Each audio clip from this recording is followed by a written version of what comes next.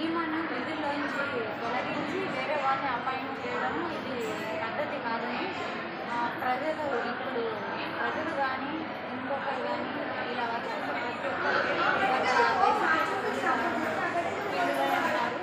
మహిళలకు ఇంకా అన్యాయం జరుగుతూనే ఉంది.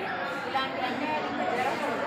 ఈమె ఉన్న విధుల్లో ఈమెను తీసుకోవాలని కోరుతున్నాము.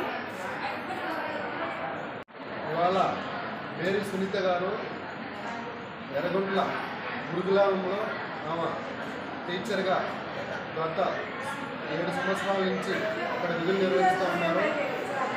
ఇటీవల కాలంలో ఏదో ట్రాన్స్ఫర్ అనే పేరు చెప్పి ఆమెకు వేకెంట్ వేరే చోటికి మారుస్తున్నామని చెప్పి ఆ ప్లేస్లో జూనియర్కి ఇచ్చి వేరే చోటికి మార్చినా కూడా ఆమెకు తగు న్యాయం జరగకుండా ఆమెను అక్కడి నుంచి కూడా తీసేయడం జరిగింది. నిజంగా ఈమెకు జరిగిన అన్యాయం ఇటువంటి పరిస్థితులు చాలా బాధగా ఉంది.